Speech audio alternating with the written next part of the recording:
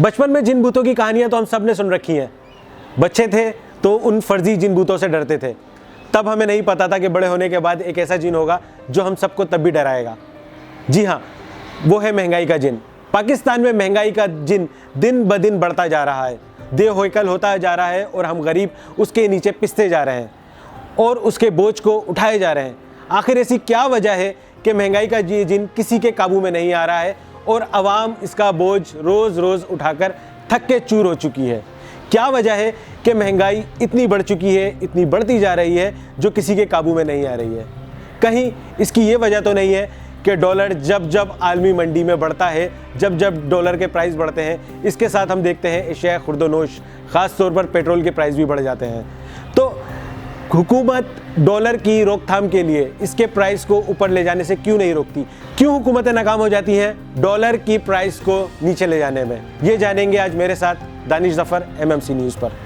और अगर अभी तक आपने हमारे चैनल को सब्सक्राइब नहीं किया है तो सबसे पहले हमारे चैनल को सब्सक्राइब करके साथ में बेल आइकॉन को भी प्रेस कर दें ताकि इस तरह की मालूमाती वीडियोस आप तक पहुंचती रहें।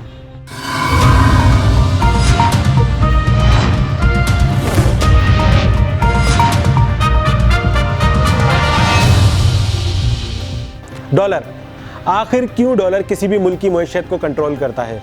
क्यों ऐसा होता है कि डॉलर के प्राइस ऊपर चले जाते हैं जबकि सब जानते हैं कि डॉलर के प्राइस ऊपर जाने से महंगाई बढ़ती है?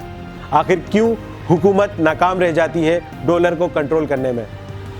ये हम सब जानते हैं कि डॉलर इस वक्त दुनिया की सबसे पावरफुल तरीन करेंसी है जो इस वक्त पूरी दुनिया को कंट्रोल कर रही है। इंटरनेशनल ट्रेड हो या कोई और ट्रांसैक्शन, वो डॉलर से ही मुमकिन होती है। अगर ये हम जाने तो हमें थोड़ा पीछे जाना पड़ेगा। सेकेंड वर्ल्ड वॉर, दूसरी जंग अजीम, जब दुनिया भर में एक बहुत बड़ी जंग चल रही थी और आधी दुनिया के मुमालिक आपस में लड़ रहे थे, उस वक्त सबसे बड़ा जो असले का डीलर था वो सिर्फ अमेरिका था। उस वक्त ट्रेड होती थी तो सिर्फ सोने के ज़रिए और कोई भी मुल्क अपनी करेंसी छापने के लिए रिजर्व रखता था गोल्ड को। लेकिन जब दुनिया भर में जंग चल रही थी और सबसे बड़ा ट्रेड सप्लायर, सबसे बड़ा असले का सप्लायर अमेरिका था, तो अमेरिका ने सोने के बदले में सबको असला सप्लाई किया, जिसके नतीजे में 80% तक सोना अमेरिका के कब्ज़े में आ गया और बाकी बचा 20% जो सोना था उससे दुनिया भर के मुमालिक ने अपनी अपनी करेंसी छापना शुरू कर दी थी। यही वजह है कि जंग अजीम ख़त्म होने के बाद बहुत सारे मुमालिक बिल्कुल दिवालिया हो चुके थे क्योंकि उनके पास मज़ीद करेंसी नोट छापने के लिए सोना नहीं था। ऐसे में अमेरिका ने एक फ़ायदा उठाया दुनिया भर की सिचुएशन से। उन्होंने कहा कि जिसको भी अब ट्रेड करना है वो गोल्ड की जगह डॉलर से ट्रेड करेगा। जब डॉलर इंटरनेशनल ट्रेडिंग के लिए इस्तेमाल होने लगा तो यहाँ से सिलसिला शुरू हुआ डॉलर को पावरफुल बनने में। जो कमज़ोर मुमालिक थे, जो बिल्कुल पिसे हुए मुमालिक थे, उनके पास सोना ना होने के बराबर था और वो अपने फंड्स को, अपने रिज़र्व गोल्ड को किस तरह इस्तेमाल करते अपनी मुल्क की मईशत को ऊपर उठाने के लिए। जैसे जैसे डॉलर पावरफुल करेंसी बनता गया वैसे वैसे अमेरिका की गिरफ्त मजबूत होती गई दुनिया भर के कमज़ोर मुमालिक के ऊपर। पाकिस्तान उस वक्त कमज़ोर मुल्क तो नहीं था, लेकिन बाद में हुकूमत के कुछ गलत फैसलों और स्ट्रेटजीज़ की वजह से पाकिस्तान कमज़ोरी की तरफ बढ़ता गया। पाकिस्तान की मईशत मज़ीद दिन ब दिन कमज़ोर होती चली गई। कोई भी मुल्क जो दूसरे मुल्कों पर इन्हिसार करता है, वर्ल्ड बैंक हो या IMF हो, उनसे कर्ज़ा लेता है तो ये सब जानते हैं कि किन कड़ी शराइत के बदले में हमें कर्ज़े मिलते हैं और जब कर्ज़ा हमें मिलता है तो वो डॉलर की शक्ल में मिलता है। डॉलर को कंट्रोल करने के लिए 3 बड़ी वजूहात होती हैं। एक वजह होती है सबसे बड़ी, जो कि होती है पाकिस्तान से बाहर मुकीम पाकिस्तानी अफराद जो वहाँ कमाकर डॉलर पाकिस्तान भेजते हैं। तो ओवरसीज़ पाकिस्तानी जो होते हैं पाकिस्तान डॉलर भेजते हैं तो पाकिस्तान के अंदर डॉलर मज़ीद तादाद में बढ़ता जाता है। दूसरी वजह होती है इंपोर्ट और एक्सपोर्ट, जो सबसे बड़ी वजह है।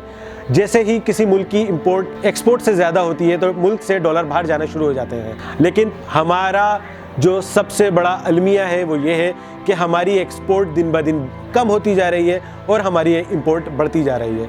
इस बात का अंदाज़ा और हिसाब आप बाखूबी लगा सकते हैं जब 30 अरब डॉलर का सिर्फ एक्सपोर्ट है और 90 अरब डॉलर का इंपोर्ट, तो बीच का जो 60 अरब डॉलर का फ़र्क है वो पाकिस्तान का नुकसान है। हर महीने 60 अरब डॉलर जब पाकिस्तान से बाहर जा रहे हैं तो पाकिस्तान में डॉलर की किल्लत तो होनी ही है।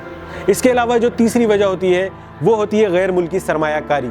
लेकिन पाकिस्तान की बिगड़ती हुई और बदलती हुई सियासी शक्ल पाकिस्तान की मुस्तहकम ना होने वाली सियासी सूरत हाल की वजह से पाकिस्तान में से बाहर की सरमायाकारी दिन ब दिन निकलती जा रही है।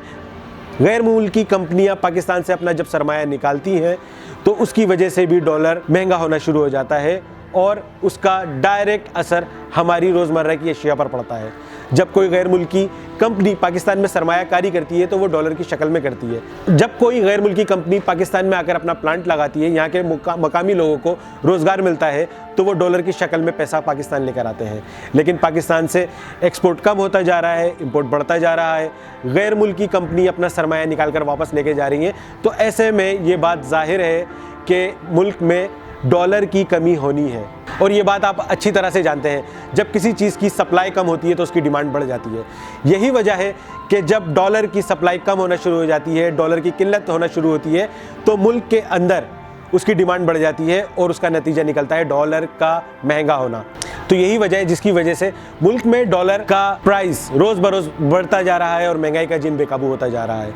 अगर हुकूमत इसके ऊपर कोई इक़दाम करती है तो शायद हमारी आवाम भरपूर तरीके से उसका साथ नहीं देती। मुल्क के अंदर अगर हम अपनी मसनूआत को इंतखाब करें, अपनी मसनूआत का ही इस्तेमाल करें, तो मुल्क में इंपोर्ट कम होता जाएगा और हमारी कोशिश होनी चाहिए कि हम अपने एक्सपोर्ट को ज़्यादा से ज़्यादा बढ़ाएं। इसके अंदर हुकूमत और आवाम दोनों को मिलजुल कर इक़दाम उठाने की ज़रूरत होती है। ये सारी जिम्मेदारी जहाँ बहुत हद तक हुकूमत के ऊपर होती है तो कहीं ना कहीं हमारी आवाम के ऊपर भी होती है। मैं हूँ दानिश ज़फ़र, MMC न्यूज़ के साथ, शुक्रिया। एक बादशाह ने अपने मुल्क में ऐलान करवाया, अजरा है मजाक, सिर्फ मजाक के हद तक, कि जो भी नदी वाले पुल पे से गुजरेगा उसे 1 दिनार बतौर टैक्स देना होगा। ठीक है, समझिए। बादशाह को कोई उम्मीद नहीं थी कि ये हमारा मजाक पूरा होगा, लेकिन बादशाह की हैरत की इंतहा न रही जब अगले दिन वो देखता है कि 100 लोग उस पुल पर से गुजरे और 100 दिनार उसके सरकारी खजाने में जमा हो गए। बादशाह ने कहा कि इसको ऐसे ही चलने दो। कुछ दिन के बाद जब वो लोगों की तादाद बढ़ने लगी तो बादशाह ने कहा एक काम करो कि 2 दिनार कर दो। पैसा ही पैसा होगा। उस पे भी लोग 2 दिनार आसानी से देने पर राजी हो गए। फिर बादशाह ने कहा कि हमारी आवाम को कोई फर्क नहीं पड़ रहा है, तो क्यों ना हम एक काम करते हैं कि जो भी नदी वाले पुल से गुजरेगा 2 दिनार के साथ 1 कोड़ा भी खाएगा। कैसे दिया आपको? जब लोग 2 दिनार देकर 1 कोड़ा खाकर उस पुल पर से गुजरने लगे तो बादशाह भी ये बात भूल गया कि ये उसने मजाक के लिए शुरू किया था। कुछ अरसे के बाद बादशाह के वजीर ने, देखो अब मैं क्या करता हूँ, वो 1 कोड़े से 2 कोड़े और 2 दिनार कर दिए और ये सिलसिला ऐसे ही चलने लगा। एक दिन बादशाह को पता चला कि कुछ लोग उससे मिलने आए हैं और नदी वाले पुल के बारे में कुछ बात करना चाहते हैं। बादशाह के जहन में आया कि हमने मजाक के लिए ये चीज़ शुरू की थी, अब हो सकता है लोगों को ख्याल आया हो और वो मेरे पास दरख्वास्त लेकर आए हों कि ये सिलसिला ख़त्म हो जाना चाहिए। जब कुछ लोग बादशाह की दरबार में पहुँचे, बादशाह ने उनसे मालूम किया कि आने की क्या वजह है। तो लोगों ने कहा कि सुबह जब वो काम पर जाने के लिए उस नदी वाले पुल पर से गुजर रहे होते हैं तो रश इतना ज़्यादा होता है कि जो कोड़े मारने वाला शख्स है उसको बहुत ज़्यादा वक्त लग जाता है। तो आप कोड़े मारने वाले शख्स की तादाद 1 से 2 कर दें। अच्छा, हमको सिखा रिया है, जिससे हमें गुजरने में आसानी हो जाएगी। कहीं हमारे सियासतदानों ने ये सिलसिला वहीं से सुनकर तो शुरू नहीं किया, क्योंकि पेट्रोल ऐसा लगता है कि 200 रुपये लीटर हो, 300 रुपये लीटर हो या 800 रुपये लीटर हो, हमारी आवाम ने तो निकलना ही नहीं है। हमारी आवाम के ऊपर तो कोई फर्क पड़ना ही नहीं है, हमारी आवाम ने तो कुछ कहना ही नहीं है। आखिर में आवाम थक हार कर यही कहेगी कि पेट्रोल पंप बढ़ा दो, क्योंकि रश बहुत ज्यादा हो जाता है पंप पर, हमें वक्त लग जाता है पेट्रोल लेने में। लेकिन पेट्रोल के जो प्राइस बढ़ते जाते हैं उससे कोई आवाम कुछ नहीं कहती। अच्छा, इसमें मजेदार बात यह है कि बहुत सारे लोग इसके खिलाफ बात करते हैं, लेकिन वो बात अपने घर में अपने सोफे पर बैठकर अपने मोबाइल में सोशल मीडिया की हद तक करते हैं। व्हाट्सएप करके इसकी मजम्मत कर देते हैं, अपने दोस्तों से ये बात करके मजम्मत कर लेते हैं, परेशान हाल हो जाते हैं और उन्हें लगता है कि बस मसले का हल अब निकल गया, अब आराम की नींद सो जाओ। अच्छा, ऐसे में एक मीम बहुत मेरे जहन में घूमता है। कौन है ये लोग, कहां से आते हैं?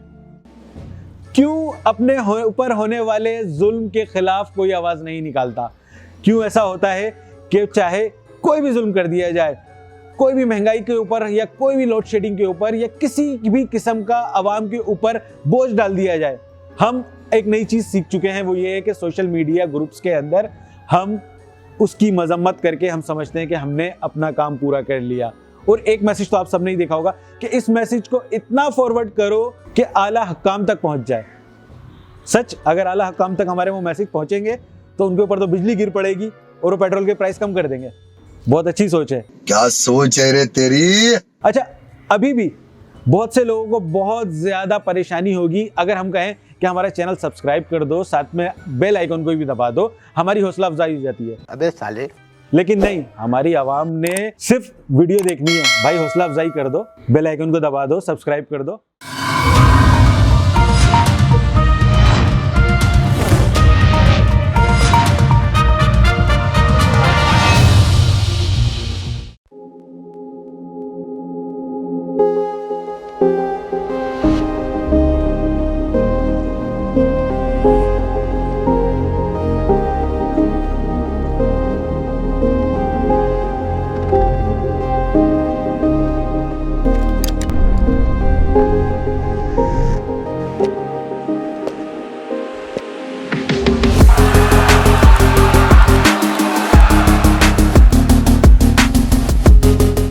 Please welcome on stage Kulthum Aftab.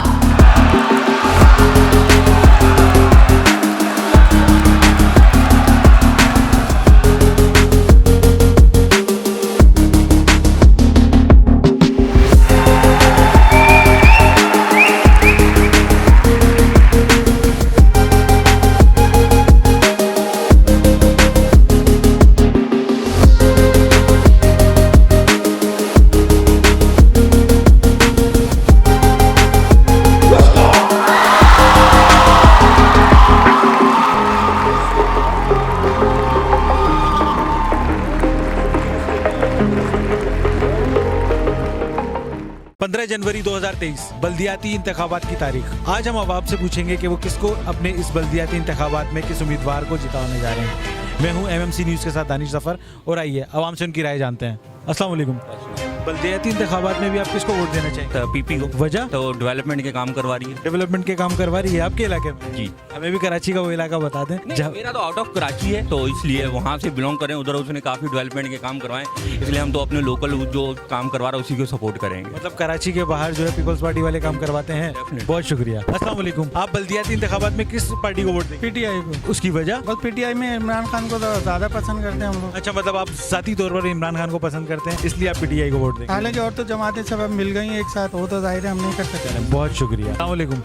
Election में आप वोट किसको देने जा रहे हैं? वोट तो हम इंशाल्लाह देंगे खान साहब को। की वजह क्या है? कि वजह है खान साहब माशाल्लाह से ज़बरदस्त लीडर है और स्पेशली मुझे वो बहुत अच्छा लगता है, तो इंशाल्लाह इस बार वोट इमरान खान को ही देंगे इंशाल्लाह। बहुत शुक्रिया भाईजान। इलेक्शन में वोट किसको देने हैं? इलेक्शन को इंशाल्लाह इमरान खान को। जी, वो एक ईमानदार लीडर है। जी, बहुत शुक्रिया भाई। इलेक्शन में आप किस पार्टी के साथ हैं? इंशाल्लाह जमात इस्लामी को देंगे। वो कारकर्दगी में हमें अच्छा रिस्पांस दे रहा है, वो ज़्यादा हमें अच्छा दिख रहा है, तो हम जमात इस्लामी को ही वोट देंगे। जमात इस्लामी को वोट देंगे। शुक्रिया। इलेक्शन होने जा रहे हैं, आप किस पार्टी को वोट देंगे? PTI को। वजह उसकी? बस इमरान खान को देंगे, तो लाइक करते हैं। अभी बल्दियाती इंतखाब होने जा रहे हैं, आप किस पार्टी को वोट देंगे? पहले जिसको देते उसी को देंगे, जो भी है जो हमारे है अच्छा, आप उनको नाम नहीं देंगे। बताना चाह रहे? आप नाम बताएंगे तो हो सकता है और सपोर्टर बढ़ जाए उनको। मेरा मुतहदा का है, मुतहदा का ही रहेगा। मुत्तहिदा का। आज मुत्तहिदा के तमाम धरने एक होने जा रहे हैं, इस बारे में आपका क्या ख्याल है? अच्छी बात है, बहुत अच्छी बात है। आपको लगता है सबको साथ बैठकर काम करना बिल्कुल करना चाहिए। ये मुल्क के सबका है तो सबको काम मिलकर करना चाहिए। बहुत शुक्रिया। अस्सलाम वालेकुम। आप वोट किसको देंगे? जी रहती है तो तराजू को ही देंगे। वजह क्योंकि वो लोग काम बहुत अच्छा कर रहे हैं और उनसे काफ़ी उम्मीद है हम लोगों को। शुक्रिया। अस्सलाम वालेकुम। आप वोट किसको दे रहे हैं? इमरान खान। इमरान खान को वोट देंगे। वजह? क्योंकि इमरान खान इस मुल्क के लिए बेस्ट है। जी, चलो बहुत शुक्रिया। अस्सलाम वालेकुम। सर, बल्दियाती इंतखाबात होने जा रहे हैं बहुत जोरों शोर से, तो आप किसको वोट देंगे? मुझे तो कुछ समझ में नहीं आ रहा, सब अपना सियासत चमका रहा है, अब कोई मुल्क के लिए कोई काम नहीं कर रहा। जब वोट की जरूरत होता है सब आगे बढ़ जाता, मैं ये करूंगा वो करूंगा। अब सिंध का हाल देख ले, पूरा इलाके का हाल देख ले, कोई काम नहीं कर रहा 20 साल 25 साल से। अब किस पर इस बार के मैं तो ये कहता हूँ लोगों को अपने महल्ले से खड़ा करे, अब बंदा को चुनाव करे, उसको वोट डाले ताकि काम करे। और अगर आप इलेक्शन में वोट नहीं देंगे तो कोई अगर देखो एक तो मुझे समझ में आ रहा है, हर मामले में जमात इस्लामी खड़ा होता है, हर मामले में पानी का मसला हो, बिजली का मसला हो, गैस का मसला हो या कचरे का मसला हो, तो जमात इस्लामी खड़ा होता है। तो एक बार उसको मौका देना चाहिए। जिस तरह नईमतुल्लाह खान जब बना था मेयर, तो बनाया पुल स्टार्ट किया था, उसके बेस में पहले काम करता था, अच्छा एमक्यूम करता था। हर बीच में ये लोग अपन सीतर बतेट हो गया, तो समझ में नहीं आता किसको वोट दूं किसको नहीं दूं। जब तक अपना अब्बा को जिंदा नहीं करेगा तो ये सिंध जिंदा नहीं होगा। जगह सारे लोग माफिया। फौज को किसने गाली ने दिया? नवाज शरीफ ने दिया, जरदारी ने दिया, इमरान खान ने दिया। अल्ताफ हुसैन ने क्या गलती किया? तो उसको क्यों कह रहा? वो उर्दू स्पीकिंग गलत, इसलिए दीवार पे लगा दिया उसको भी मौका दे। कराची का तो वही बेस्ट है काम करने वाला। बहुत शुक्रिया। अस्सलाम वालेकुम। सर बल्दियाती इंतखाबात बहुत जोरों शोर से होने जा रहे हैं, तो आप किसको इलेक्शन में वोट देंगे? ख्वाहिश मेरी और दुआ है कि पीपल्स पार्टी आए। पीपल्स पार्टी, उसकी वजह?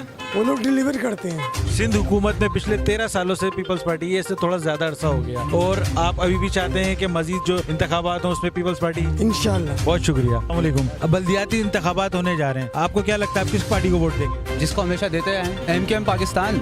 MKM पाकिस्तान को। आदत लगी पड़ी हुई है कि कोशिश करें कि नहीं हो, क्योंकि बल्दियाती हल्केबंदी कैसी हुई है आपको खुद को पता है। एक सिग्नेचर वोट कहाँ पे किस तरीके से कैसे इतने से 5-5 हज़ार रुपए पे 5-5 हज़ार वोट के ऊपर क्या कहते हैं वो हल्का बंदी हुई हुई है। यहाँ पे देखो 1-1 लाख के ऊपर हल्का बंदी हुई हुई है, तो ऐसा तो नहीं होना चाहिए ना। इलेक्शन होने चाहिए, बाइख्तियार होने चाहिए, जैसे एक वक्त गुजरा था याद है ना, मुस्तफा कमाल का दौर भी हमारा, ऐसे होने चाहिए। आपको क्या लगता है मुत्तहदा के सारे धड़े एक होने जा रहे हैं, क्या ये होने चाहिए? बेशक होने चाहिए, एक होंगे तो काम बनेगा ना, जब एक ही नहीं होंगे तो फिर कैसे काम बनेगा? देख ले किस तरीके से दुनिया नोच रही है, कहाँ आटा कहाँ सब कुछ पहुँचा हुआ है। बेशक। बहुत शुक्रिया भाई। अस्सलाम वालेकुम। वालेकुम अस्सलाम। बल्दियाती इंतखाबात होने जा रहे हैं, किस पार्टी को आप? देखिए मुझे तो ये लगता है कि बल्दियाती इंतखाबात नहीं होंगे, इसलिए कि दरख्वास्त दायर की हुई है, आला क़यादत के पास वो पहुँची हुई है, तो मुझे बहुत मुश्किल लग रहे हैं, नहीं होते। इत्तेफाक से अगर हो जाए तो इस टाइम जो कराची में जो काम कर रही है वो सिर्फ पीपल्स पार्टी कर रही है, हमें काम होते नजर आ रहा है। इससे पहले MKM ने कुछ भी नहीं किया। अगर मैं माजरत के साथ वसीम अख्तर साहब को ये कहना चाहता हूँ कि जितना उनको फंड मिला था, अगर वो 50% भी लगाते कराची में तो आज कराची का ये हाल नहीं होता। मेरी नज़र में जो है वो इस टाइम पीपल्स पार्टी बेस्ट है, और पीपल्स पार्टी काम करवा रही है, और जगह जगह मैं देख रहा हूँ कि काम हो रहा है। खामोश रहे, एक मिनट। खामोश रहे। मुत्तहदा के जो धड़े एक होने जा रहे हैं उसके बारे में आपका क्या ख्याल है? देखिए अच्छी बात है कि मुत्तहदा में इत्तेफाक हो जाए, आपस में एक हो जाए, मगर वो बात नहीं आएगी जो पहले थी अल्ताफ भाई के ज़माने में, समझे? हो जाए तो बहुत अच्छी बात है, मगर मुझे बहुत मुश्किल लग रहा है कि ये लोग आपस में एक हों। आवाम को फ़ायदा आई डोंट नो, मुझे नहीं पता कि आवाम को फ़ायदा होगा। हर बंदा आता है अपने मफाद के लिए, खाली अपने मफाद पे काम करता है, आवाम के बारे में कोई नहीं सोचता। अगर आवाम के बारे में सोचता तो इतनी महंगाई अभी नहीं होती। गरीब लोग आटे के लिए परेशान हो रहे, किसी बड़े हुक्मरानों को कोई परवाह नहीं है कि गरीब लोग कैसे कर रहे हैं। एक आटे का ट्रक लगता है और उसमें तकरीबन 10,000 की लाइन लग जाती है, और हर बंदा लड़ने के लिए तैयार हो जाता है कि मुझे आटा चाहिए, मुझे आटा चाहिए। आधा पब्लिक जो है बददुआ देती हुई जाती है, आधी खुश होती हुई जाती है। बहुत शुक्रिया। अस्सलाम वालेकुम। बल्दियाती इंतखाब होने जा रहे हैं, आप किस पार्टी को वोट देंगे? यार अभी तो कुछ आइडिया नहीं है। 2 दिन बाद इंतखाबात हैं, अभी तक आइडिया नहीं है। वैसे PTI को क्या वजह, आप क्यों लाइक करते हैं? बस कुछ बेहतर लगती है बाकी पार्टियों से। बाकी पार्टियों से बेहतर लगती है, इसलिए आप PTI को वोट देंगे। 15 जुलाई को वोट किसको दोगे? PTI को, इमरान खान को। इसकी क्या वजह है? वो तो नायल हो चुके हैं। आ जाएंगे, दोबारा आ जाएंगे इंशाल्लाह, खान साहब आएंगे। आज हमने कराची की आवाम से उनकी राय जानी है कि वो किस पार्टी को सपोर्ट कर रहे हैं और किस पार्टी को वो बिल्कुल रिजेक्ट कर देंगे। और हमने देखा है कि मिले जुले तासुरात हमें आवाम की तरफ से मिले हैं। कुछ लोगों ने अपनी जाती पसंद की वजह से और कुछ लोगों ने जाती नफरत की वजह से अपने इंतखाबात को हमारे साथ शेयर किया है कि वो किस उम्मीदवार को वोट देंगे। लेकिन सवाल ये पैदा होता है क्या सिर्फ जाती पसंद की वजह से किसी को वोट दे देना कौम के साथ धोखा नहीं है? क्योंकि हमारी आवाम ये नहीं देखती है कि कौन की मुल्क के लिए, कौन हमारे समाज के लिए और कौन उस पोस्ट के लिए, सीट के लिए फायदेमंद साबित होगा। अपनी जाती राय को, अपनी जाती पसंद को एक तरफ रखते हुए अगर हम मुल्क के लिए सोचें और उसके बाद फिर वोट दें तो वो हमारे लिए बेहतर होगा। सोचने की जरूरत है। MMC न्यूज के साथ दानिश जफर। पाकिस्तान में बहुत सारे सरकारी इदारे हैं, लेकिन पुलिस डिपार्टमेंट वो वाहिद इदारा है जिसे हमेशा अवाम की तरफ से बहुत ज्यादा नाराजगी का सामना करना पड़ता है और उन्हें वो एहतराम, वो इज्जत कभी भी नहीं मिली जिसके वो असल हकदार हैं। क्यों? मैं हूं दानिश जफर MMC न्यूज के साथ, आइए मेरे साथ जानते हैं।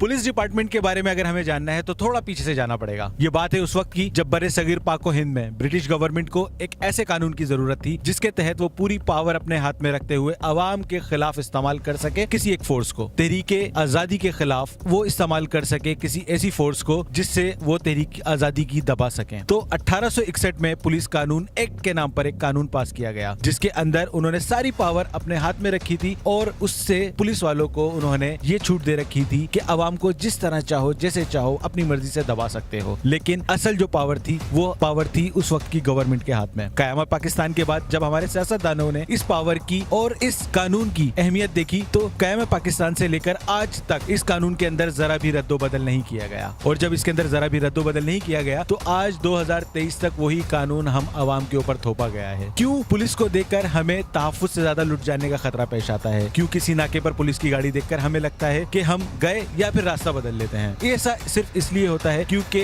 असल पावर अवाम या पुलिस के हाथ में नहीं बल्कि उन सियासत में बैठे हुए, इक़्तिदार में बैठे हुए सियासतदानों के हाथ में होती है, जिसके जरिए वो पुलिस को अवाम के खिलाफ इस्तेमाल करते हैं, जैसा कि उस वक्त होता था ब्रिटिश सरकार के राज में। मैं ये नहीं कह रहा कि पूरा पुलिस डिपार्टमेंट अच्छा है या पूरे पुलिस डिपार्टमेंट में कोई बुरा है ही नहीं, लेकिन ऐसा भी नहीं है कि सारे करप्ट और बदउनवान लोगों को मिलाकर एक डिपार्टमेंट तैयार किया गया और उन्हें सबको उसके अंदर भर्ती कर दिया गया है। क्योंकि मोहसिन बेग, अब्दुल राफे, फरहान भट्टी और चौधरी असलम और ऐसे न जाने कितनी माओ के लाल हैं जो अभी भी अपनी जान निसार करने के लिए तैयार बैठे हैं, और अभी भी कितनी बहनों के भाई ऐसे हैं जो मुल्क की खातिर, अवाम की खातिर अपने जानों का नजराना पेश करने के लिए मौजूद हैं। ऐसे न जाने कितने पुलिस एहलकार हैं जिन्हें कोई लालच नहीं है, जिन्हें कुछ नहीं चाहिए, लेकिन कम से कम उन्हें वो एक्नॉलेजमेंट तो मिलनी चाहिए। क्यों उन्हें शहीद कहने की बजाय जाँ बहक का दर्जा दे दिया जाता है? क्यों ऐसा होता है कि पुलिस वाले जब शहीद होते हैं तो उन्हें जाँ बहक का नाम दे दिया जाता है और उनके लवाहिकीन को, उनके अहले खाना को जो रकम मिलने का वादा किया जाता है, किस तरह से वो रकम मिलती है, मिलती भी है या नहीं मिलती, कितने चक्कर लगवाए जाते हैं और कितनी तजलील की जाती है, ये बात किसी से ढकी छुपी नहीं है। तो ऐसे में हम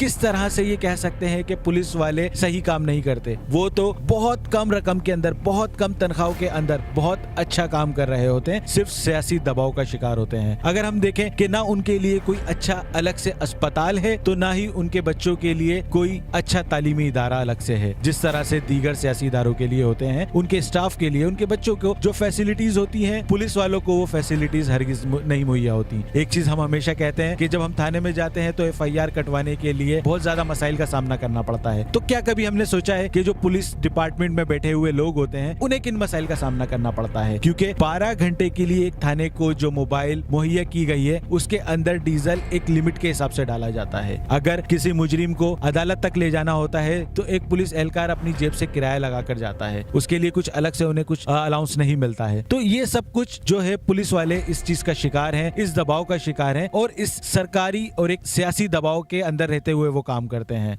हम उन्हें क्यों नहीं दिखाते? क्यों सिर्फ कुछ गिनती के गिने चुने लोगों को ही हम पॉइंट आउट करके ये बता देते हैं कि पूरा पुलिस डिपार्टमेंट ही खराब है, पूरे पुलिस डिपार्टमेंट, पूरे सरकारी इदारे के ऊपर हम उंगली उठा लेते हैं? ऐसा क्यों होता है? सारा पुलिस डिपार्टमेंट एक ही कानून के तहत काम कर रहा है। सब लोग हमारे सियासतदानों के और इक्तिदार में बैठे हुए लोगों के हाथों में कठपुतलियां बने हुए हैं और उनके जाती नौकर बनकर रह गए हैं। देखें, पॉलिटिक्स के अंदर कोई भी अवाम की खिदमत करने के लिए नहीं आता है। अवाम का दर्द रखना, अवाम की खिदमत करना और अवाम के बारे में सोचना, ये सब इलेक्शन के दिनों में अपनी तकरीरों में कहते हुए तो लोग अच्छे लगते हैं, लेकिन असल जो चीज होती है पॉलिटिक्स में आने के लिए वो ये होती है कि सबको चाहिए होती है पावर। और हर इंसान को पता है कि अगर हम पावर में आ गए तो सबसे पावरफुल इदारा जो पुलिस का इदारा है वो इदारा हमारे हाथ के नीचे आ जाएगा। तो सबको पता है कि पॉलिटिक्स में आना है और पुलिस को अपने हिसाब से इस्तेमाल करना है। बात करते हैं सिंध पुलिस की। एक अंदाजे के मुताबिक सिंध की जितनी आबादी है तो हर 17 आम आदमियों के तहफ्फुज़ के लिए एक पुलिस वाला है। जितनी पुलिस के अंदर भर्तियां हैं उस हिसाब से 17 आम शहरियों की तहफ्फुज़ के लिए एक पुलिस वाला बनता है। लेकिन अगर हम देखें VIPs को, हम देखें सरकार के अंदर और इक्तिदार के अंदर बैठे हुए सियासतदानों को, तो एक सियासतदान का तहफ्फुज़ के लिए, उसके बॉडीगार्ड के लिए, उसके घर का सामान लाने के लिए 17 या उससे कुछ ज्यादा ही पुलिस वाले होते हैं। कुछ मैडम को बाजार ले जाने के लिए, कुछ सब्जी लाने के लिए, कुछ उनके बच्चों को स्कूल तक छोड़ने के लिए मुकर्रर होते हैं। तो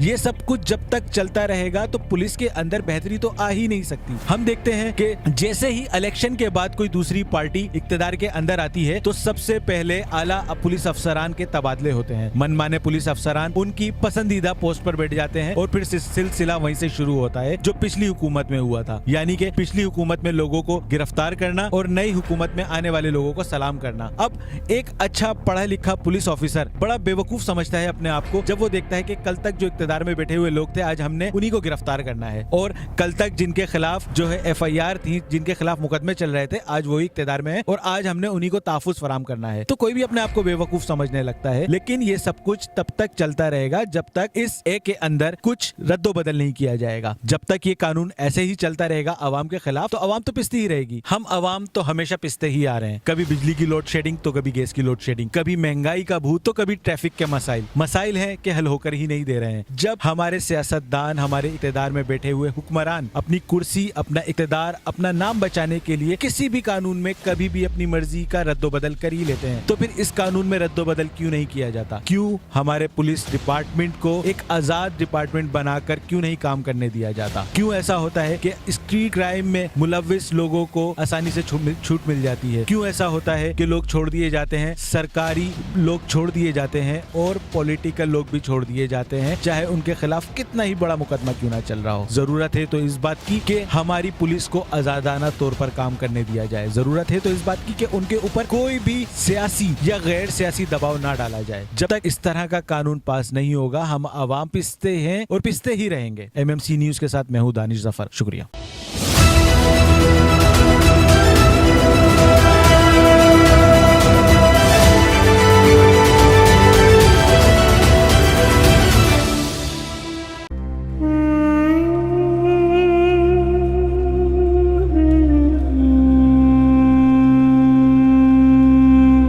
रोटी हमसे छीन ली गई, कपड़े हमारे उतार लिए गए और हमसे मकान की छतें सारी की सारी ले जा चुके हैं। इमरान खान साहब जब थे मुल्क बहुत अच्छी तरीके से चल रहा था, और जब से शहबाज शरीफ आए हैं ना, इन्होंने तो ऐसी की तैसी करके रख दी है मुल्क की। गरीब बंदा है, अभी इसकी हालत है 600 रुपये दिहाड़ी इसको मिलती है, आटा चीनी कितना ऊपर चला गया यार, क्या करेगा गरीब बंदा? ये यार जुल्म कर रहे हैं आवाम के साथ ये हुकूमतदार वाले यार। गैस का बिल भरना है, गैस आ नहीं रही मगर बिल जरूर आ रहा है। कराची में इलेक्शन की गेमा गेमी अपने जोरों शोर पर है, और ऐसे में हम कराची के एक मुतवस्सित इलाके में मौजूद हैं जहां पर आवाम को इलेक्शन से कोई लेना देना नहीं है, कोई सरोकार नहीं है, कौन जीतेगा कौन हारेगा। असल सवाल लोगों का है बेरोजगारी और महंगाई का खात्मा कब होगा। आइए आवाम से बात करते हैं। मैं हूं दानिश जफर, MMC न्यूज़ के साथ। अस्सलाम वालेकुम। इलेक्शन की गेमा गेमी है, ऐसे में एक आम आदमी को इलेक्शन से ज़्यादा लेना देना है या फिर ये महंगाई? मेरे अजीज, बात आपने बहुत अच्छी की है। महंगाई जो है वो तो हमारी कमर तोड़ दी है उसने। हमें इलेक्शन से क्या देखें, कोई भी कैंडिडेट किसी भी पार्टी का आता है उसको इलेक्शन से ही मतलब है, और हम लोगों को अपनी रोजी से मतलब है। हम लोगों को पता है कि शाम को हम लोगों ने अपने बच्चों के लिए कुछ कमा के लेके जाना है। अगर हम नहीं लेके जाते, कोई भी किसी भी पार्टी का कैंडिडेट है, वर्कर है, कोई भी किसी के घर लेके नहीं जाता कि भाई तुम लोगों की रोजी नहीं लगी, हमारी तरफ से आप रख लें। और ना हमें चाहिए, अल्लाह ताला बेहतर रिस्क देने वाला है। हम सुबह उठते हैं, नमाज़ पढ़ते हैं, जो भी हमारे रोज़मर्रा के मामलात हैं उनको करने के बाद अपने जो है ना घर से निकलते हैं रोज़ी के लिए। बाकी हिला कर रहे हैं, वसीला अल्लाह ताला की ज़ात बनाने वाली है। के बारे में क्या बोलेंगे? महंगाई तो मेरे दोस्त, वो मैंने अभी कहा ना कि कमर तोड़ दी है। इमरान खान साहब जब थे मुल्क बहुत अच्छी तरीके से चल रहा था, और जब से शहबाज शरीफ आए हैं ना, इन्होंने तो ऐसी की तैसी करके रख दी है मुल्क की। और जो हमारे मुल्क का बाहर हमारी इज्जत बनाई, इसने इस्लामी कॉन्फ्रेंस करवाई, बहुत अच्छे काम किए, लेकिन अब हम लोग कहाँ, इसने हमें कहाँ खड़ा कर दिया। कह रहा था कि कपड़े बेच के जो है ना मैं अपने आवाम को रोटी दूंगा। भाई तू कपड़े नहीं बेच, तो अपना बंगले बेच दे, लाहौर में बेच, लंदन में है वो बेच, तो अपने कपड़े क्यों बेच रहा है? नंगा होके क्यों दिखा रहा है हम लोगों को? यार कोई शर्म की बात है, कोई हया की बात है यार। अस्सलाम वालेकुम। बल्दियाती इलेक्शन होने जा रहे हैं, आपको इससे ज़्यादा सरोकार है या महंगाई के खिलाफ आपको ज़्यादा मसला है? हमारा मसला सबसे ज़्यादा महंगाई है। हमें ये इसकी कोई फिक्र नहीं है कि कौन आता है और कौन नहीं आता। MQM आती है कि जमात इस्लामी आती है कि पीपल्स पार्टी आती है। हमारा बुनियादी जिस मंशूर पे पीपल्स पार्टी ने वोट लिया, रोटी कपड़ा और मकान, रोटी हमसे छीन ली गई, कपड़े हमारे उतार लिए गए और हमसे मकान की छतें सारी की सारी ले जा चुके हैं। अब हमारे पास लोग यहाँ पर बेरोज़गार हो चुके हैं। आजकल रोज़गार का इतना प्रॉब्लम है, यहाँ पर नई बिल्डिंगें तामीर हो नहीं रही। ये मज़दूर का अड्डा आप देख रहे हैं, ये मज़दूर की मज़दूरी 1200 रुपये हो गई है और दिहाड़ी मिस्त्री की 1800 रुपये हो गई है। सीमेंट की बोरी 1000 रुपये हो गई है। खाने के एक टाइम पे रोटी खाने के लिए बैठे तो 1500-2000 रुपये लग जाते हैं। ये सब कराची लेने के चक्कर में जो फंड्स आते हैं वो सारे के सारे खा जाते हैं। और ये इससे बालातर के आम आदमी को क्या तकलीफ है। यहाँ सबसे बड़ा प्रॉब्लम इस वक्त इस शहर का ये है कि इस शहर को ओन कौन करता है। आम शहरी जो उसको ओन करता है वो इस शहर के अंदर उसमें से कोई नॉमिनेशन के लिए खड़ा नहीं होता, वो इलेक्शन के लिए आता नहीं, क्योंकि उसकी अपनी रोज़गार का मसला है, उसके अपने खाने पीने का मसला है।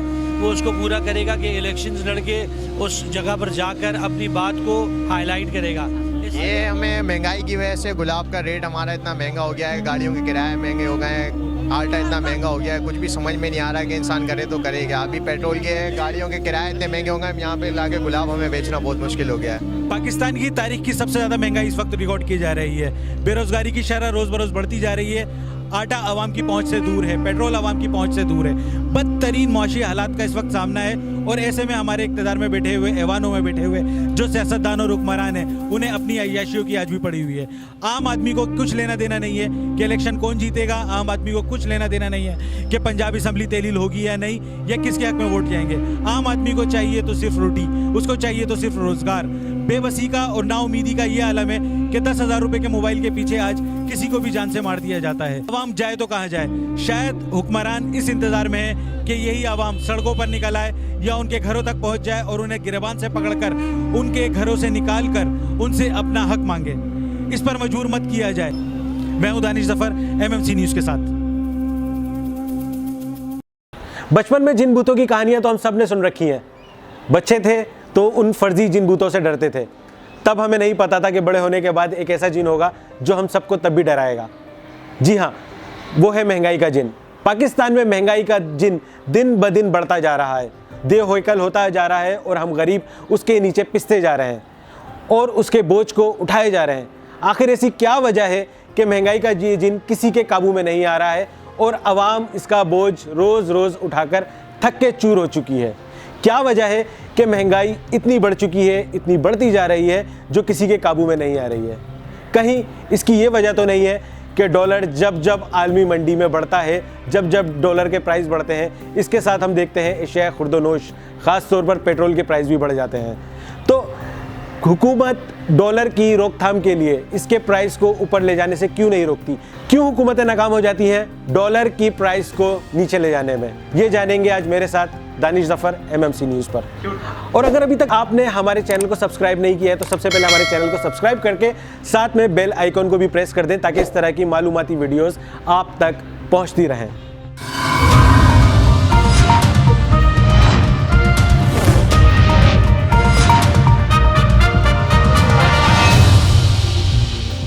डॉलर, आखिर क्यों डॉलर किसी भी मुल्क की मईशत को कंट्रोल करता है? क्यों ऐसा होता है कि डॉलर के प्राइस ऊपर चले जाते हैं जबकि सब जानते हैं कि डॉलर के प्राइस ऊपर जाने से महंगाई बढ़ती है? आखिर क्यों हुकूमत नाकाम रह जाती है डॉलर को कंट्रोल करने में? ये हम सब जानते हैं कि डॉलर इस वक्त दुनिया की सबसे पावरफुल तरीन करेंसी है जो इस वक्त पूरी दुनिया को कंट्रोल कर रही है। इंटरनेशनल ट्रेड हो या कोई और ट्रांसैक्शन, वो डॉलर से ही मुमकिन होती है। अगर ये हम जाने तो हमें थोड़ा पीछे जाना पड़ेगा। सेकेंड वर्ल्ड वॉर, दूसरी जंग अजीम, जब दुनिया भर में एक बहुत बड़ी जंग चल रही थी और आधी दुनिया के मुमालिक आपस में लड़ रहे थे, उस वक्त सबसे बड़ा जो असले का डीलर था वो सिर्फ अमेरिका था। उस वक्त ट्रेड होती थी तो सिर्फ सोने के ज़रिए और कोई भी मुल्क अपनी करेंसी छापने के लिए रिजर्व रखता था गोल्ड को।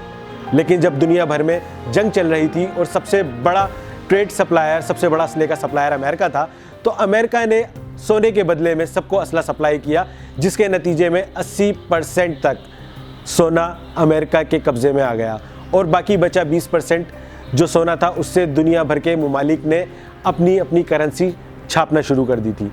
यही वजह है कि जंग अजीम ख़त्म होने के बाद बहुत सारे मुमालिक बिल्कुल दिवालिया हो चुके थे क्योंकि उनके पास मज़ीद करेंसी नोट छापने के लिए सोना नहीं था।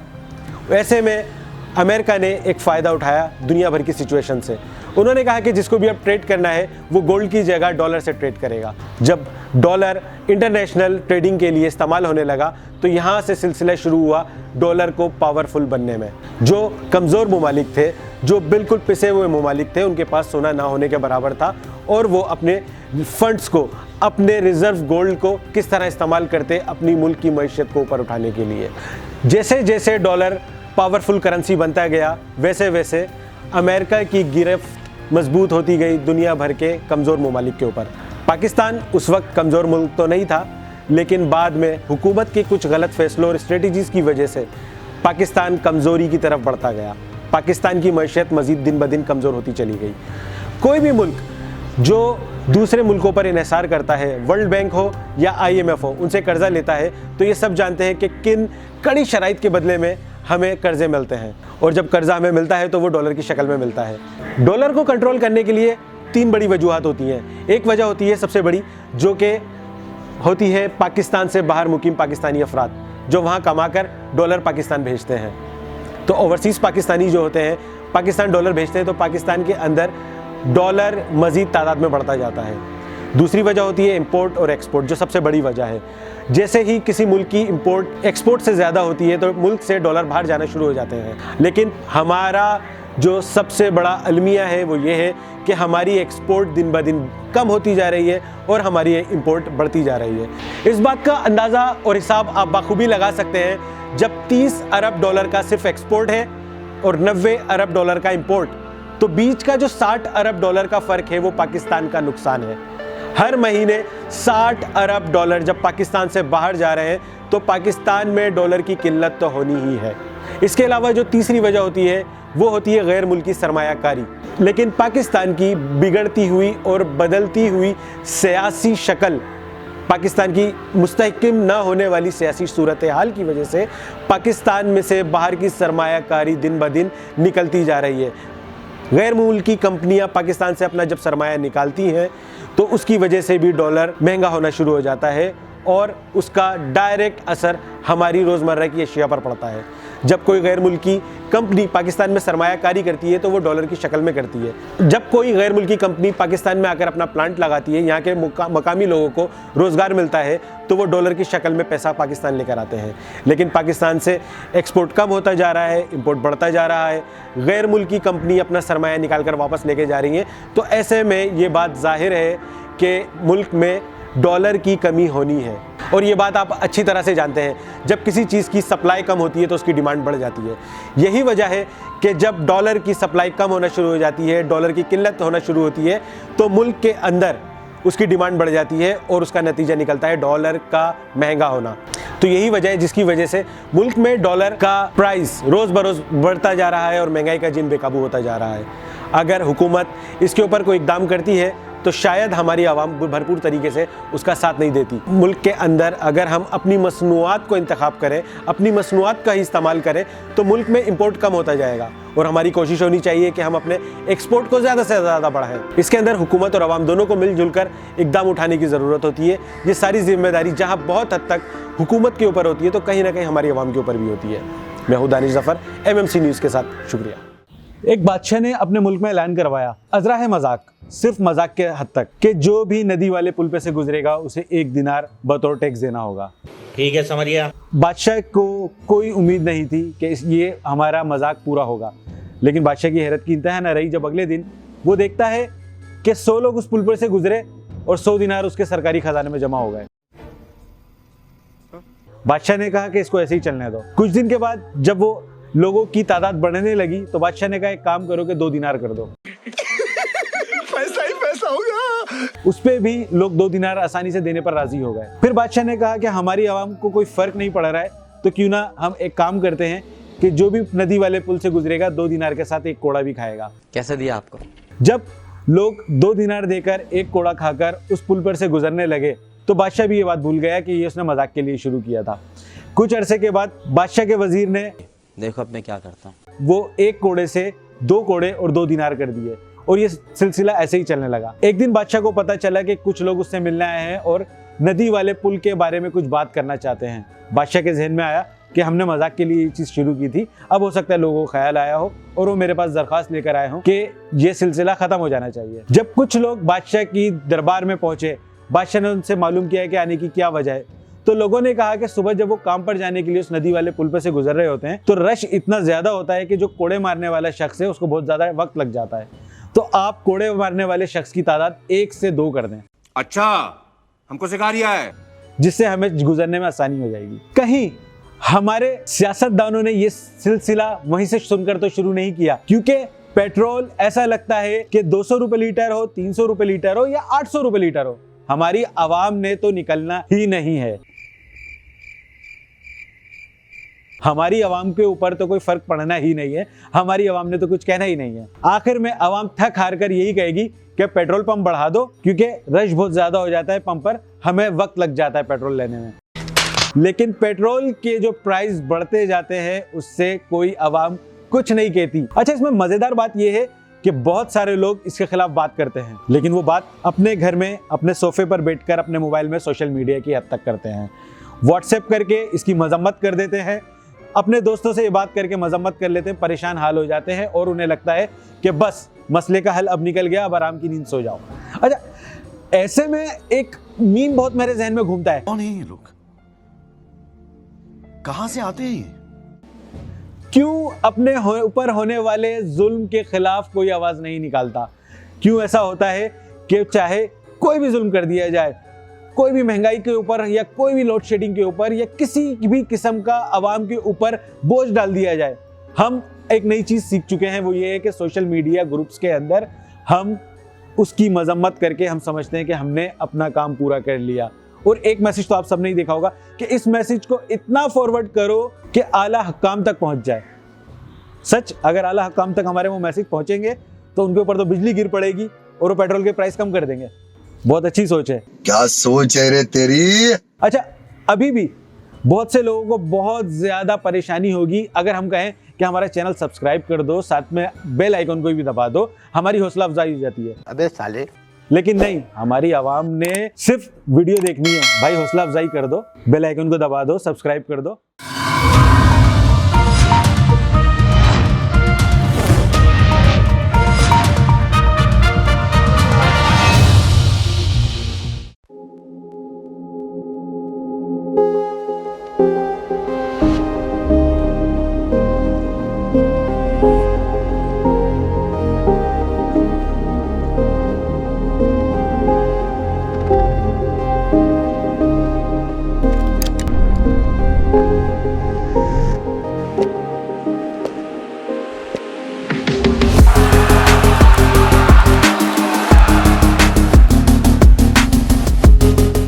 Please welcome on stage Kulthum Aftab.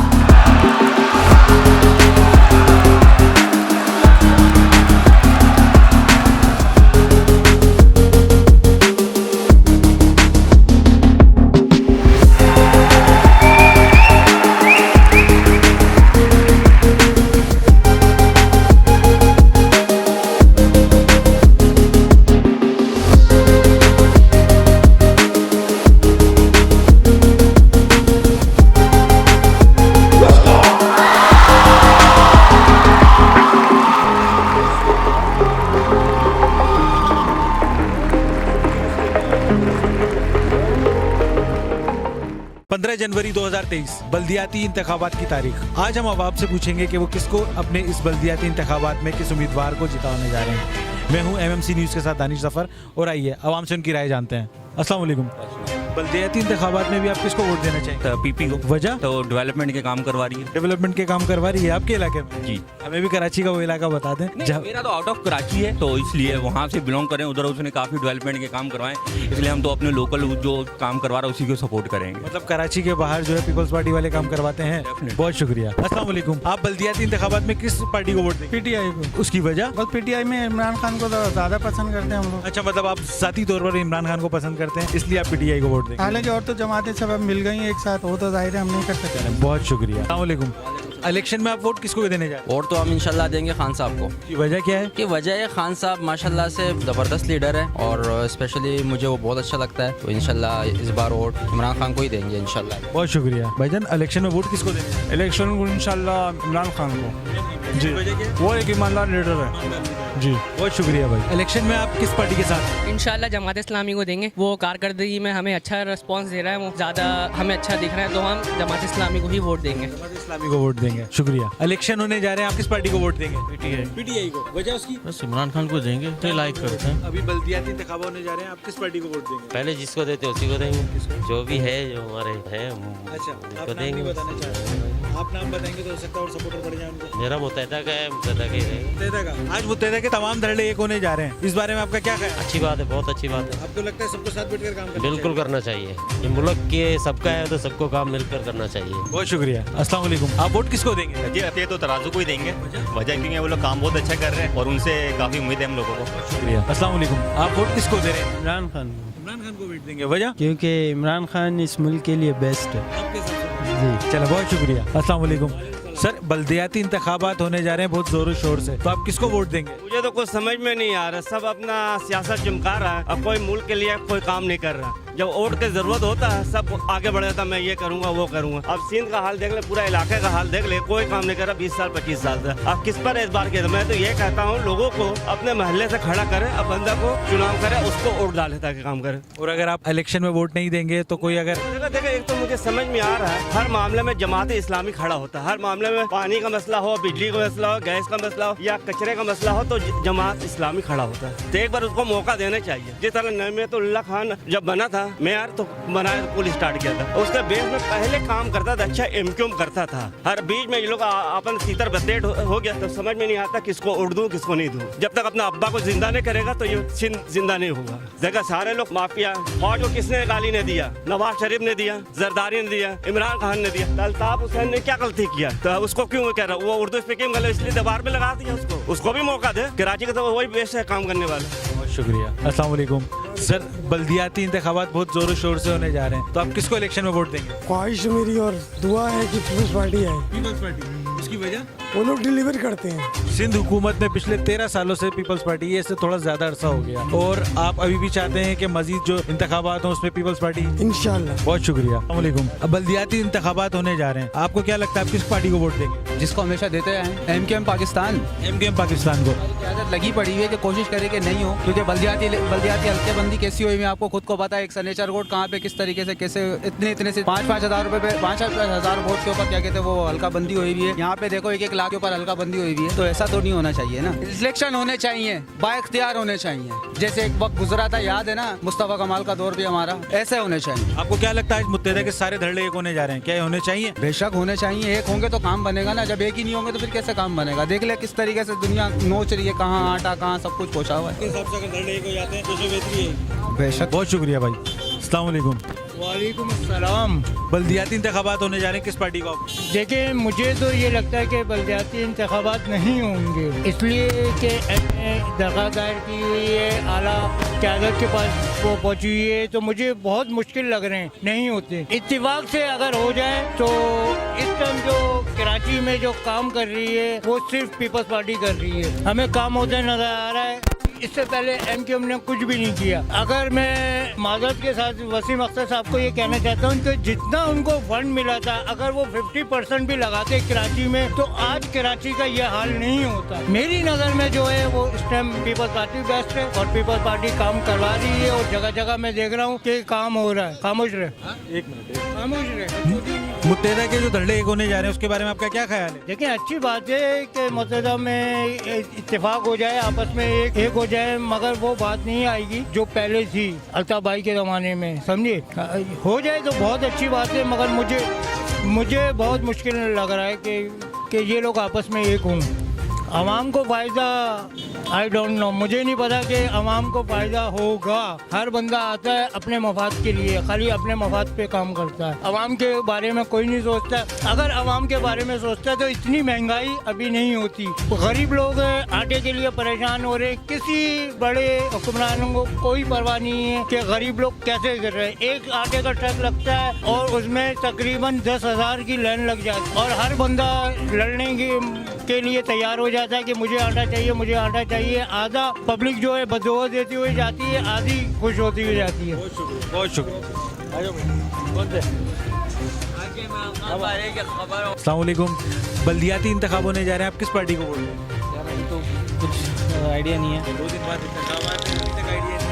जैसे पीटीआई को क्या वजह, आप क्यों लाइक करते हैं? बस कुछ बेहतर लगती है बाकी पार्टियों से। बेहतर लगती है इसलिए आप पीटीआई को वोट देंगे। 15 जुलाई को वोट किसको दोगे? पीटीआई को, इमरान खान को। इसकी क्या वजह है? वो तो नायल हो चुके हैं। आ जाएंगे, दोबारा आ जाएंगे इंशाल्लाह। खान साहब आएंगे। आज हमने कराची की आवाम से उनकी राय जानी है कि वो किस पार्टी को सपोर्ट कर रहे हैं और किस पार्टी को वो बिल्कुल रिजेक्ट कर देंगे। और हमने देखा है कि मिले जुले तासुरात हमें आवाम की तरफ से मिले हैं। कुछ लोगों ने अपनी जाती पसंद की वजह से और कुछ लोगों ने जाती नफरत की वजह से अपने इंतखाबात को हमारे साथ शेयर किया है कि वो किस उम्मीदवार को वोट देंगे। लेकिन सवाल ये पैदा होता है क्या सिर्फ जाती पसंद की वजह से किसी को वोट दे देना कौम के साथ धोखा नहीं है? क्योंकि हमारी आवाम ये नहीं देखती है कि कौन की मुल्क के लिए, कौन हमारे समाज के लिए और कौन उस पोस्ट के लिए, सीट के लिए फायदेमंद साबित होगा। अपनी जाती राय को, अपनी जाती पसंद को एक तरफ रखते हुए अगर हम मुल्क के लिए सोचें और उसके बाद फिर वोट दें तो वो हमारे लिए बेहतर होगा। सोचने की जरूरत है। MMC न्यूज के साथ दानिश जफर। पाकिस्तान में बहुत सारे सरकारी इदारे हैं, लेकिन पुलिस डिपार्टमेंट वो वाहिद इदारा है जिसे हमेशा अवाम की तरफ से बहुत ज्यादा नाराजगी का सामना करना पड़ता है और उन्हें वो एहतराम, वो इज्जत कभी भी नहीं मिली जिसके वो असल हकदार हैं। क्यों? मैं हूं दानिश जफर, MMC न्यूज के साथ। आइए मेरे साथ जानते हैं।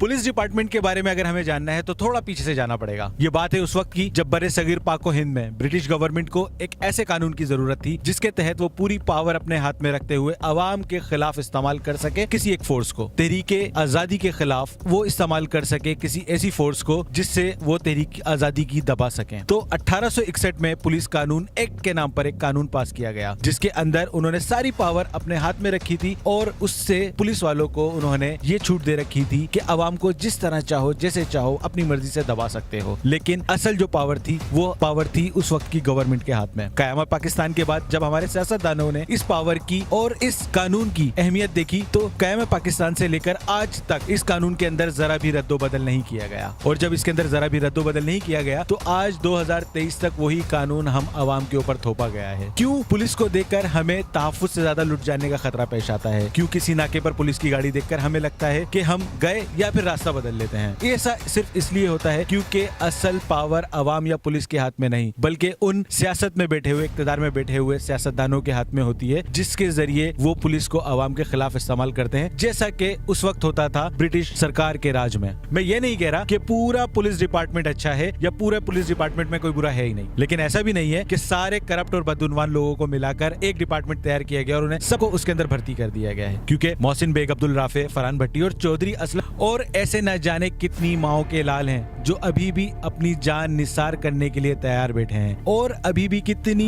बहनों के भाई ऐसे हैं जो मुल्क की खातिर, अवाम की खातिर अपने जानों का नजराना पेश करने के लिए मौजूद हैं। ऐसे न जाने कितने पुलिस एहलकार हैं जिन्हें कोई लालच नहीं है, जिन्हें कुछ नहीं चाहिए, लेकिन कम से कम उन्हें वो एक्नॉलेजमेंट तो मिलनी चाहिए। क्यों उन्हें शहीद कहने की बजाय जाँ बहक का दर्जा दे दिया जाता है? क्यों ऐसा होता है कि पुलिस वाले जब शहीद होते हैं तो उन्हें जाँ बहक का नाम दे दिया जाता है और उनके लवाहिकीन को, उनके अहले खाना को जो रकम मिलने का वादा किया जाता है, किस तरह से वो रकम मिलती है, मिलती भी है या नहीं मिलती, कितने चक्कर लगवाए जाते हैं और कितनी तजलील की जाती है, ये बात किसी से ढकी छुपी नहीं है। तो ऐसे में हम किस तरह से ये कह सकते हैं कि पुलिस वाले सही काम नहीं करते? वो तो बहुत कम रकम के अंदर, बहुत कम तनख्वाहों के अंदर बहुत अच्छा काम कर रहे होते हैं, सिर्फ सियासी दबाव का शिकार होते हैं। अगर हम देखें कि ना उनके लिए कोई अच्छा अलग से अस्पताल है तो ना ही उनके बच्चों के लिए कोई अच्छा तालीमी इदारा अलग से है, जिस तरह से दीगर सियासी इदारों के लिए होते हैं, उनके स्टाफ के लिए, उनके बच्चों को जो फैसिलिटीज होती हैं, पुलिस वालों को वो फैसिलिटीज हरगिज नहीं मुहैया होती। एक चीज हम हमेशा कहते हैं कि जब हम थाने में जाते हैं तो FIR कटवाने के लिए बहुत ज्यादा मसाइल का सामना करना पड़ता है। तो क्या कभी हमने सोचा है कि जो पुलिस डिपार्टमेंट में बैठे हुए लोग होते हैं उन्हें किन मसाइल का सामना करना पड़ता है? क्योंकि 12 घंटे के लिए एक थाने को जो मोबाइल मुहैया की गई है उसके अंदर डीजल एक लिमिट के हिसाब से डाला जाता है। अगर किसी मुजरिम को अदालत तक ले जाना होता है तो एक पुलिस एहलकार अपनी जेब से किराया लगा कर जाता है, उसके लिए कुछ अलग से उन्हें कुछ अलाउंस नहीं मिलता है। तो ये सब कुछ जो है पुलिस वाले इस चीज का शिकार हैं, इस दबाव का शिकार हैं और इस सरकारी और एक सियासी दबाव के अंदर रहते हुए वो काम करते हैं। हम उन्हें क्यों नहीं दिखाते? क्यों सिर्फ कुछ गिनती के गिने चुने लोगों को ही हम पॉइंट आउट करके ये बता देते हैं कि पूरा पुलिस डिपार्टमेंट ही खराब है, पूरे पुलिस डिपार्टमेंट, पूरे सरकारी इदारे के ऊपर हम उंगली उठा लेते हैं? ऐसा क्यों होता है? सारा पुलिस डिपार्टमेंट एक ही कानून के तहत काम कर रहा है। सब लोग, हमारे सियासत सियासतदानों के और इक्तिदार में बैठे हुए लोगों के हाथों में कठपुतलियां बने हुए हैं और उनके जाती नौकर बनकर रह गए हैं। देखें, पॉलिटिक्स के अंदर कोई भी आवाम की खिदमत करने के लिए नहीं आता है। आवाम का दर्द रखना, आवाम की खिदमत करना और आवाम के बारे में सोचना, ये सब इलेक्शन के दिनों में अपनी तकरीरों में कहते हुए तो लोग अच्छे लगते हैं, लेकिन असल जो चीज होती है पॉलिटिक्स में आने के लिए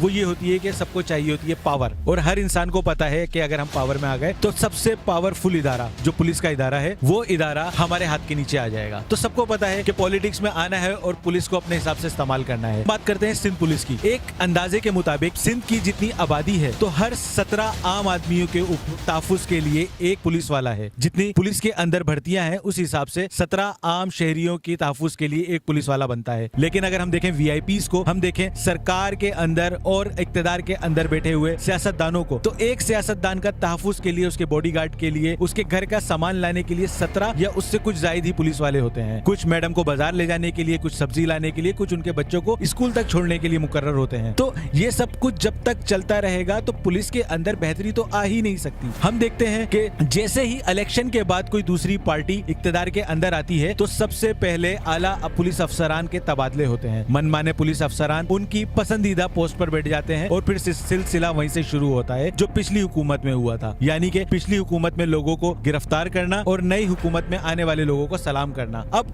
एक अच्छा पढ़ा लिखा पुलिस ऑफिसर बड़ा बेवकूफ समझता है अपने आप को जब वो देखता है कि कल तक जो इक्तिदार में बैठे हुए लोग थे आज हमने उन्हीं को गिरफ्तार करना है, और कल तक जिनके खिलाफ जो है FIR थी, जिनके खिलाफ मुकदमे चल रहे थे, आज वही इक्तिदार में है और आज हमने उन्हीं को तहफ्फुज़ फराहम करना है। तो कोई भी अपने आप को बेवकूफ समझने लगता है, लेकिन ये सब कुछ तब तक चलता रहेगा जब तक इस एक के अंदर कुछ रद्दोबदल नहीं किया जाएगा। जब तक ये कानून ऐसे ही चलता रहेगा अवाम के खिलाफ तो अवाम तो पिसती ही रहेगी। हम अवाम तो हमेशा पिसते ही आ रहे हैं, कभी बिजली की लोड शेडिंग तो कभी गैस की लोड शेडिंग, कभी महंगाई का भूत तो कभी ट्रैफिक के मसाइल हैं कि हल होकर ही नहीं दे रहे हैं। जब हमारे सियासतदान, हमारे इक्तिदार में बैठे हुए हुक्मरान अपनी कुर्सी, अपना इक्तिदार, अपना नाम बचाने के लिए किसी भी कानून में कभी भी अपनी मर्जी का रद्दोबदल कर ही लेते हैं, तो फिर इस कानून में रद्दोबदल क्यों नहीं किया जाता? क्यों हमारे पुलिस डिपार्टमेंट को एक आजाद डिपार्टमेंट बनाकर क्यों नहीं काम करने दिया जाता? क्यों ऐसा होता है कि स्ट्रीट क्राइम में मुलव्विस लोगों को आसानी से छूट मिल जाती है? क्यों ऐसा होता है कि लोग छोड़ दिए जाते हैं, सरकारी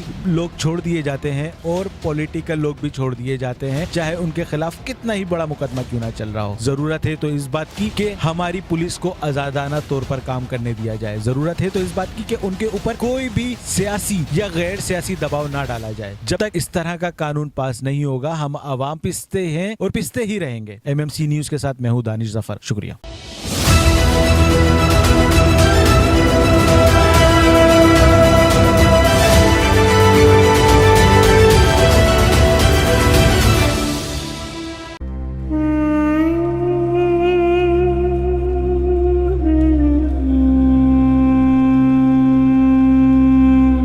रोटी हमसे छीन ली गई, कपड़े हमारे उतार लिए गए और हमसे मकान की छतें सारी की सारी ले जा चुके हैं। इमरान खान साहब जब थे मुल्क बहुत अच्छी तरीके से चल रहा था, और जब से शहबाज शरीफ आए हैं ना, इन्होंने तो ऐसी की तैसी करके रख दी है मुल्क की।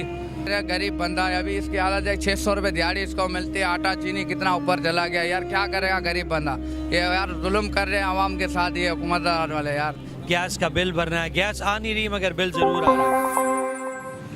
कराची में इलेक्शन की गेमा गेमी अपने जोरों शोर पर है और ऐसे में हम कराची के एक मुतवस्सित इलाके में मौजूद हैं जहां पर आवाम को इलेक्शन से कोई लेना देना नहीं है, कोई सरोकार नहीं है, कौन जीतेगा कौन हारेगा। असल सवाल लोगों का है बेरोजगारी और महंगाई का खात्मा कब होगा।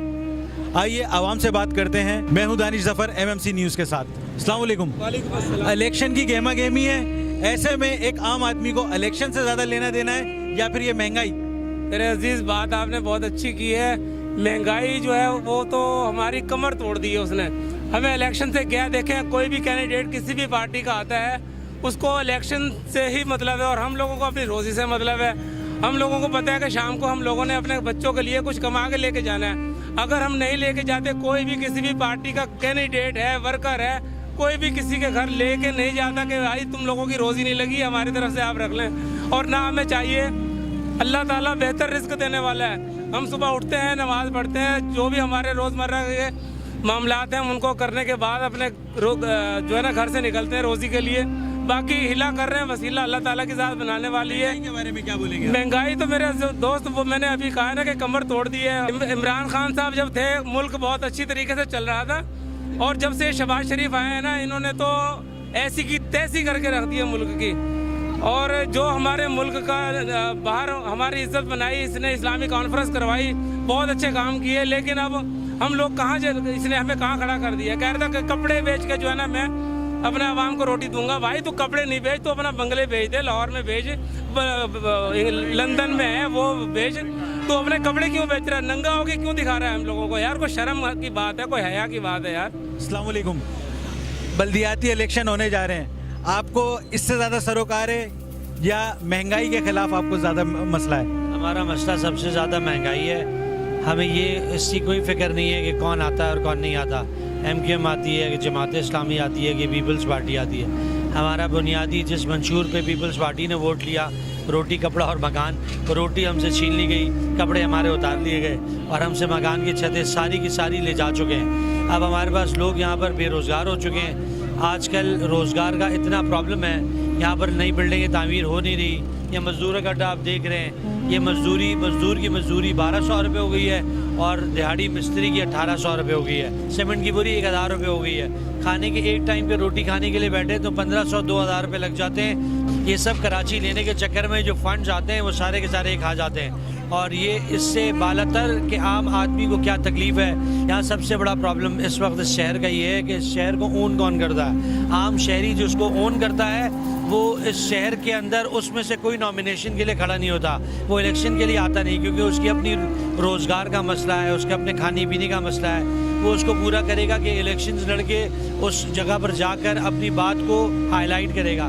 ये हमें महंगाई की वजह से गुलाब का रेट हमारा इतना महंगा हो गया है, गाड़ियों के किराए महंगे हो गए हैं, आटा इतना महंगा हो गया है, कुछ भी समझ में नहीं आ रहा है कि इंसान करे तो करे क्या। अभी पेट्रोल के गाड़ियों के किराए इतने महंगे हो गए, यहाँ पे लाके गुलाब हमें बेचना बहुत मुश्किल हो गया है। पाकिस्तान की तारीख की सबसे ज़्यादा महंगाई इस वक्त रिकॉर्ड की जा रही है। बेरोजगारी की शरह रोज़ बरोज़ बढ़ती जा रही है। आटा आवाम की पहुंच से दूर है, पेट्रोल आवाम की पहुंच से दूर है।